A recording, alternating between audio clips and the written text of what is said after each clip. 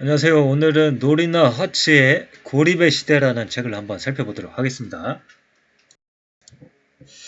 이 책은 그동안 저희가 리뷰해왔던 책들과 이렇게 이제 분류를 좀 해보면은 앞부분에는 그 프랜시스 후쿠야마의 존중받지 못하는 자들을 위한 정치학, 요 책이 연상되는 부분이 있고요. 이제 후반부로 가면은 이제 뭐 감시자본주의 시대, 시스템 에러, 플랫폼 노동은 상품이 아니다. 대량살상 수학무기 같은 빅테크, 빅데이터, 그리고 테크놀로지에 대한 어떤 비판적 고찰을 하는 이런 책들과 연관되는 부분들이 나오거든요. 그래서 외로움을 왜 느끼게 되었는가라고 했을 때 어떤 기술이 그런 환경을 조성하는데 어떤 원인이 되지 않았는가.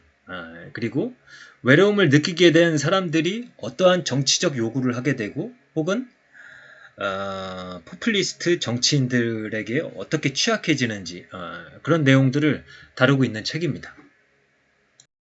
그래서 이제 책에서 소개하고 있는 저자의 프로필을 보면은 기본적으로 이제 경제학 베이스를 갖고 있는 그런 사람인 것 같아요.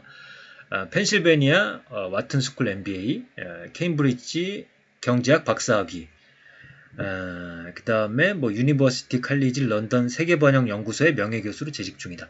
그리고 러시아, 이스라엘, 이집트, 팔레스타인 정부의 경제자문으로 활동을 했다. 그래서 이제 뭐 여러 저서들이 있고 2021년에 출간된 이 고립의 시대는 21세기에 만연한 외로움과 그 사회 경제적 비용을 밀도 있게 분석한 책이다. 이렇게 소개를 하고 있습니다. 이제 책의 목차인데요. 이제 보면 이렇습니다. 이 책은 이제 서문이 없거든요. 서문이 없는 대신에 1장이 그런 서문의 역할을 합니다. 지금은 고립의 시대다 해서 이 책의 전체적인 내용을 이제 개관을 하고 있고요. 2장에서는 이제 이 외로움이 이제 인간들의 이제 건강에도 영향을 미치는, 그래서 죽음에 이르는 병이다, 이런 이야기를 하고 있고, 그래서 그 외로움을 느낀 자들이 왜 히틀러와 트럼프를 지지했는가라는 이야기를 하고 있습니다.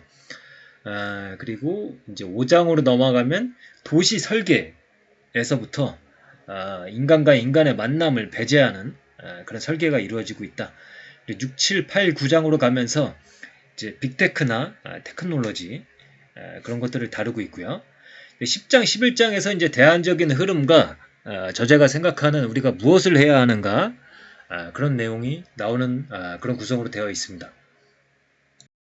그래서 이 책의 주제는 이겁니다. 나는 이 책에서 우리가 왜 이렇게 외로워졌는지, 그러니까 원인들을 다루는 거죠. 그리고 우리가 다시 연결되려면 무엇을 해야 할지 이야기하고자 한다. 그래서 우리가 무엇을 해야 할지 이런 거는 이제 뒷부분에 나오게 됩니다. 그래서 이제 외로움을 느낄 수밖에 없게 만든 그런 환경을 조성하는 데 있어서 신자유주의가 그런 이념적 토대가 됐다라고 이야기를 합니다. 21세기 외로움 위기의 이념적 토대가 된 것은 이 신자유주의 이념이 득세한 1980년대로 거슬러 올라간다. 이상화된 자립, 작은 정부, 이기심이 공동체와 공동선보다 우선하는 잔인하리만치 경쟁적인 사고방식이죠. 오로지 승자만을 위한 이 사회에서 많은 사람들이 각자 도생해야 한다고 느끼고 있다. 신자유주의는 우리가 우리 자신을 협력자가 아닌 경쟁자로 그리고 투쟁하는 사람으로 여기게 했다. 하지만 진화생물학의 연구 결과가 분명히 보여주듯이 인간은 근본적으로 이기적인 존재가 아니다. 그러니까 이제 그 프랜시스 후쿠야마의 책도 이제 읽다 보면은 이제 근거를 찾는 데 있어서 이 생물학적인 어떤 근거를 가지고서 이야기를 하거든요. 뭐 예를 들어서 이제 존중받고 싶은 마음이 인간이 가지고 있는 어떤 호르몬과 관계되어 있다라고 해서 그런 근거들을 제시를 하는데요. 이 책에서도 역시 이런 데에다 토대를 두고 싶어 하죠. 그래서 다음에 또 기회가 되면은 이 진화생물학이나 그런 데서 말하는 인간은 이기적인 존재가 아니고 이타적인 존재다라고 이야기하는 그런 책들, 유명한 책들이 있거든요. 그런 책들도 한번 기회가 되면은 살펴보도록 하겠습니다. 그 다음에 이제 우리가 외로움을 느끼게 하는 데 있어서 이제 기술도 그것의 이제 원인이 될 수가 있는데요. 스마트폰과 소셜 미디어는 주변 사람들을 향한 우리의 관심을 빼앗고 우리 내면에 자리한 최악의 것들을 부채질함으로써 분노와 종족주의로 우리를 몰아넣는다. 계산기가 우리의 암산 능력을 집단적으로 망가뜨린 것과 마찬가지로 디지털 커뮤니케이션의 혁명은 우리의 의사소통 능력을 약화시킬 위험이 있다. 그래서 이제 연구 결과 페이스북 계정을 비활성화한 집단은 전에 페이스북에 쓰던 시간을 다른 웹사이트에서 쓰지 않았다. 전반적으로 인터넷 자체를 덜 사용했고 친구나 가족들을 만나서 더 많은 시간을 보냈다. 그래서 행복감은 더 크게 느끼고 불안감은 더 적게 느끼게 되었다. 우리가 AI와 맺는 관계는 인간과 맺는 관계보다 덜 호혜적이고 덜 자기도취적이고 덜 도전적이어서 이 관계에 빠져들수록 공동체의 성장에 필요한 협동과 타협과 호혜의 근육을 키울 기회는 줄어들기 때문이다. 그러니까 뭐 예를 들어서 이제 로봇 같은 것도 이제 굉장히 뭐라 그럴까요? 인간의 외로움을 줄이는데 큰 역할을 할 수 있다라고 하죠. 그런데 그런 로봇은 인간을 기본적으로 대체할 수 없는 이유는 괴로움을 느끼지 않기 때문이죠. 우리가 로봇을 발로 차도 사실 인간 자체가 마음으로 좀 미안하다라고 느끼는 거지 그 기계 자체가 고통을 느끼지 않지 않습니까? 그러니까 고통을 느끼지 않는다라는 걸 알기 때문에 우리는 그 로봇을 대하는 데 있어서 덜 호혜적이고 덜 도전적인 그런 관계로 갈 수밖에 없다라는 거죠. 기본적으로 우리가 살고 있는 이 도시 자체도 문제죠. 예를 들어서 이 캠던 벤치라는 게 있거든요. 이거는 노숙을 막기 위한 벤치인데 이 디자인을 보시면은 이제 누워있기가 힘들게 되어 있죠. 근데 이런 벤치 자체가 사실 일자로 되어 있는 그런 평평한 벤치에 비해서 옆에 앉아서 담소를 나누기도 불편하게 만들어져 있다는 거죠. 그리고 영국에서는 금융위기 이래로 청년센터의 3분의 1, 거의 이제 800개의 공공도서관이 폐쇄되었다. 그래서 연구 결과에 따르면 교통량이 적은 거리에 사는 사람은 교통량이 많은 거리에 사는 사람보다 사회적 관계가 3배 더 많다는 사실을 발견했다. 교통량이 적은 구역에 사는 주민들은 그들의 거리, 더 나아가 그들의 마을이 더 안전하다고 느낀다. 대기도 덜 오염되고 자녀가 다칠 위험도 적습니다. 근처에서 시간을 보내기에도 더 쾌적하고요. 그래서 이제 이 바르셀로나에서 이 차 없는 어떤 동네 마을들을 조성하는 그런 사업들을 많이 추진을 하고 있다고 합니다. 그리고 이제 신자유주의, 경쟁, 빨리빨리 그런 상황에서 이제 기술이 발전을 하고 기술이 만들어내는 환경들이 있고 그런 것들이 결합해서 우리의 노동을 또 어떻게 바꿔 나가는가라고 했을 때 이제 레이날다 페덱스에서 이제 노동자인데요. 기계가 속도만 측정할 뿐, 이제 손목에 뭘 이제 측정하는 그런 걸 달고선 하나 봐요. 그래서 속도만 측정할 뿐, 레이날다가 느끼는 통증은 측정하지 않는다. 그래서 측정되지 않는 것은 중요하게 여기지 않는다. 반면에 측정된 것은 과도하게 중요하게 여긴다. 문제는 여러분들이 동료에게 얼마나 친절했는지, 새로운 동료가 업무를 익힐 수 있도록 당신이 얼마나 친절했는지, 새로운 동료가 업무를 익힐 수 있도록 당신이 얼마나 애를 썼는지는 아무도 측정하지 않는다는 점이다. 그러니까 남들을 도와주는 것이 측정되지 않고 자신의 고가에 반영되지 않는다라면은 그들을 도와줄 그런 유인도 많이 줄어들게 되겠죠. 그러니까 여기서 이제 공동체를 의식을 함양할 수 있는 그런 것들이 이 배치 설계 자체에서부터 그렇게 환경을 조성하고 있는 겁니다. 우리가 누군가를 숫자 하나로 축소해 버릴 때 그들은 스스로를 검열하고 스스로에게 침묵을 강요하며 높은 점수를 받기 위해 굽실거리면서 진정한 자아로부터 소외되는 그런 위험이 있다. 이 수치에는 맥락에 대한 이해가 조금도 들어있지 않다. 실제로 형편없는 서비스에 매겨진 2점은 고객이 기분이 좋지 않아서 준 2점이나 어느 인종차별주의 손님이 단순히 피부색 때문에 준 2점과 동일한 결과를 낳는다.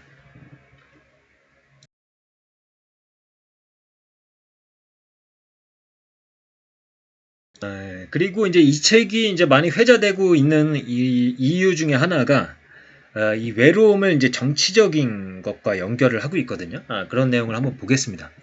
도널드 트럼프가 2016년 선거 유세에서 이렇게 말했습니다.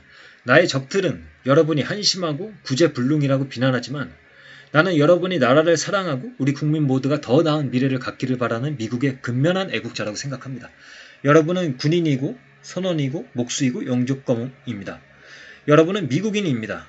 여러분은 여러분을 존경하고 아끼고 지켜주는 지도자들을 둘 권리가 있습니다. 모든 미국인은 존엄하고 존경스러운 존재로 대접받을 권리가 있습니다.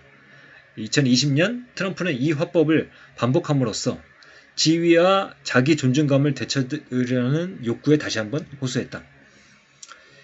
대체적으로 정치적으로 힘이 없고 경제적으로 불안정하며 사회적 지원을 받지 못한다고 느끼는 사람이 이민자에게 극단적으로 부정적인 입장을 취할 가능성이 가장 높다.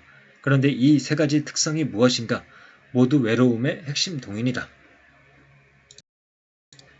대신 탓할 수 있는 누군가, 당신과 다르게 묘사되는 누군가, 당신이 사실상 알지 못하는 누군가를 희생양으로 바치는 것은 이미 여러 번 증명된 필승 전략입니다. 이것은 세계 경제나 신자유주의나 자동화나 공공지출 삭감이나 정부 지출의 불공정한 우선순위를 탓하는 것보다 더 효과적이다.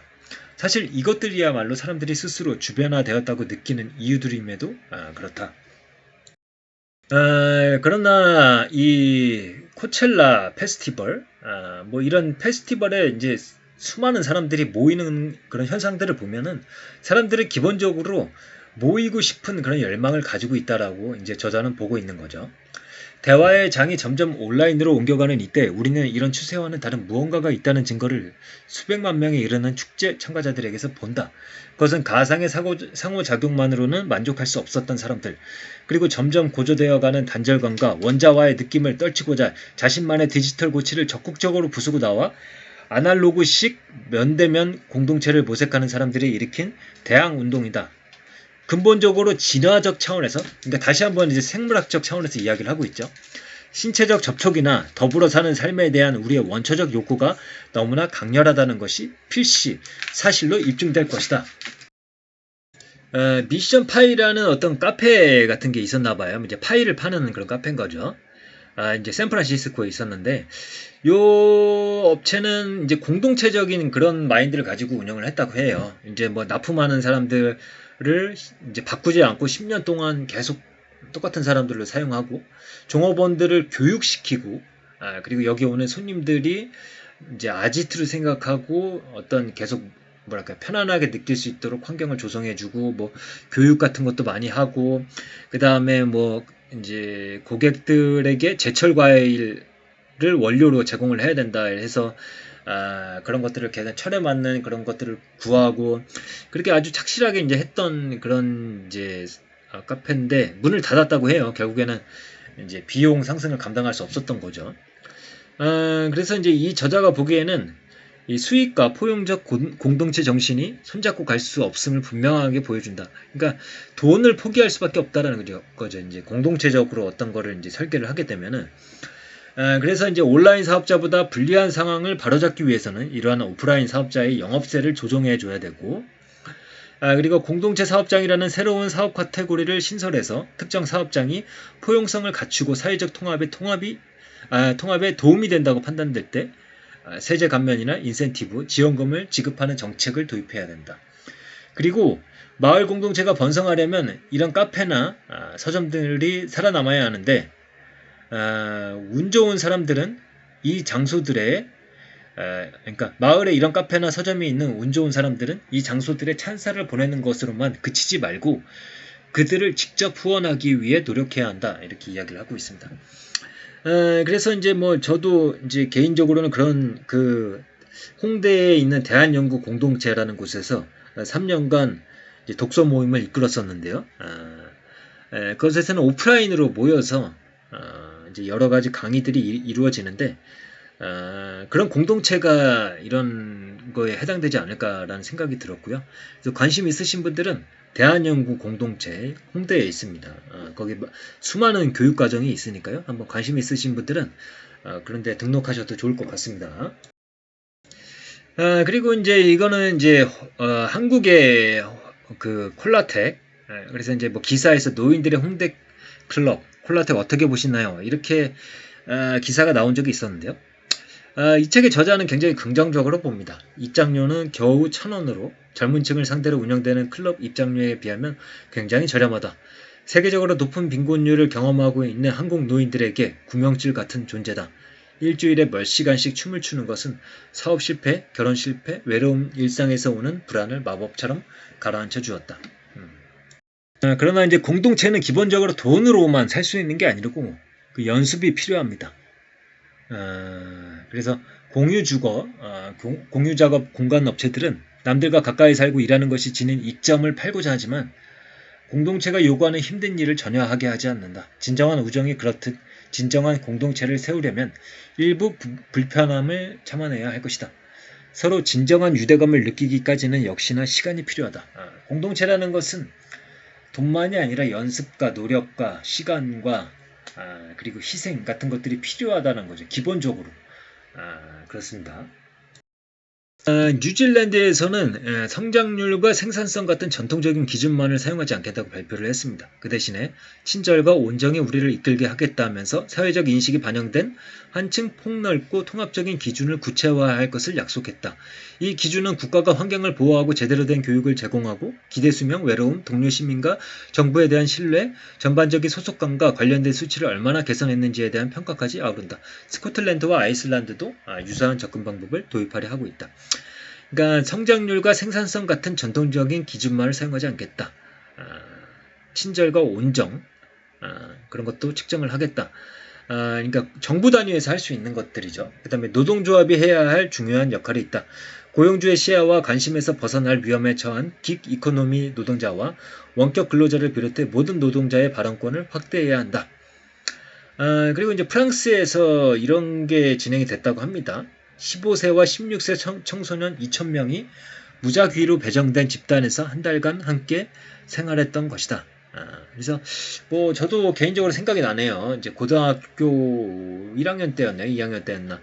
그 이제 서울시에서 이제 이제 각 학교에서 반장, 부반장들을 따로 모아가지고 2박 3일인가 3박 4일인가 모여가지고 이렇게 그런 캠프 같은 걸 했었거든요. 그때 기억이 좀 납니다. 이제 개인적으로는 처음으로 그런 활동에 갔었던 것 같아요.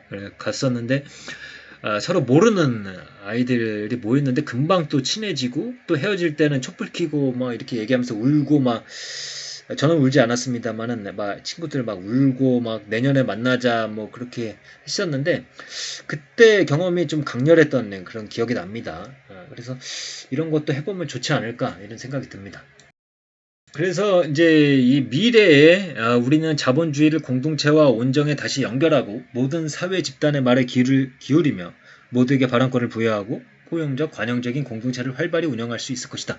이 야망을 현실화하려면 입법과 재정에서 우선순위를 바꿔야 한다. 우리의 정치인과 기업가가 사회적 인종적 정의의 실현과 노동자 보호 문제에서 진정한 변화를 약속해야 한다. 하지만 사회의 변화는 단순히 하향식으로만 이룰 수 없다. 우리도 개인적인 의무를 다하는 것이 중요하다. 시작은 작은 한 걸음이어도 좋다. 사무실 동료들과 나누어 먹을 비스킷을 가져가거나 휴대전화를 한쪽에 치워두고 파트너나 가족과 더 많은 시간을 보내자. 이웃을 초대해 커피를 들거나 마을 상점에서 물건을 사고 마을 행사에 참여하자. 그래서 이제 한국은 어떠한가라고 했을 때 이제 SBS 뉴스에서 이제 어떤 이제 김만권 경희대 비교문화연구소 학술연구 교수님이 이렇게 이야기를 합니다. 우리가 흔히 상식이라고 생각하는 이것은 아니지 않아 라고 공감하는 정서적 토대가 있어야 하는데 그런 공통 감각이 상실되고 있는 상황이다. 공통의 감각을 어떻게 다시 만들어내느냐가 민주주의를 어떻게 살리느냐의 첫걸음이다. 공통 감각이 상실되면 모든 것이 자기 책임이 됩니다. 내 인생은 내가 책임진다라는 거죠. 그러면 다른 사람과 협력할 이유가 없어질 뿐 아니라 개인이 어려움에 처했을 때 주위의 도움 없이 사회적으로 고립되는 현상이 나타납니다. 우리가 주목해야 할 점은 양극화가 심화되는 가운데 이런 자기 책임의 연리가 우리 사회 전반 특히 20, 30대에 널리 퍼져 있다는 것입니다. 보통 사람들은 외로움을 측정하면 나이가 들수록 외롭고 젊은 사람들은 상대적으로 덜 외로울 것이라고 생각하는데 실제로 외로움을 측정한 자료를 보면 20, 30대에서 더 뚜렷하게 외로움이 나타나는 현상을 볼 수 있습니다. 그래서 오른쪽에 표를 보실 수가 있겠고요. 그래서 이제 우리의 젊은이들이 점차 고립되고 외로움을 느끼게 되고 그러다 보면은 이제 정치적으로도 아까 말씀을 드렸다시피 이제 포퓰리스트라던가 종족주의 쪽으로 이제 갈 수도 있다라는 거죠. 그러니까 우리 젊은이들이 어떻게 공동체를 경험할 수 있을 것인가, 어떻게 그런 사회를 설계할 수 있을 것인가, 이제 고민을 해야 되지 않을까, 이런 생각을 해봅니다. 그래서 총평을 하자면 공동체 복원을 해야 되는데 그 공동체 복원을 위해서 무엇을 해야 하는가? 과연 그 노력들이 효과가 있을 것인가? 아니면 공동체 복원이 과연 필요한 것인가? 과연 어떻게 살아가야 할 것인가 등에 대해서 여러 가지 생각이 들게 하는 책이었습니다. 뭐 이제 개인적으로는 공동체 활동을 좀 활발하게 하는 스타일은 아니거든요. 그런 걸 약간 좀 불편하게 생각하고 온라인이나 그런 것들을 좀 더 좋아하는 그런 스타일인데요. 반성하고 한번 바꿔봐야 되나 그런 생각을 한번 해봤습니다. 하지만 아직 결론을 내리지는 못했고요.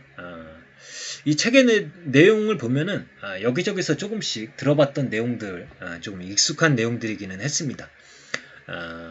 아까 말씀드렸다시피 존중받고 싶다. 그 다음에 빅테크, 테크놀로지의 문제점들, 그리고 도시 설계의 문제점들, 뭐 이런 것들 여기저기서 이제 많이 봤던 내용들인데요. 다만 이 책은 그 내용들을 외로움과 고립이라는 키워드 아래 이제 통일적으로 재구성했다라는 게 좀 의의가 있다. 그래서 이제 그런 것들에 대해서 기초 지식이 없으신 분들이 한번 전반적으로 훑어보기에는 좋은 책이 아닌가 이렇게 생각을 하고 있습니다. 그리고 이제 뉴스에서도 많이 회자되는 책이기 때문에 한번 보시면은 이렇게 연결해서 보시기 좋지 않을까 이렇게 생각을 합니다. 오늘의 리뷰는 이것으로 마치도록 하겠습니다. 감사합니다.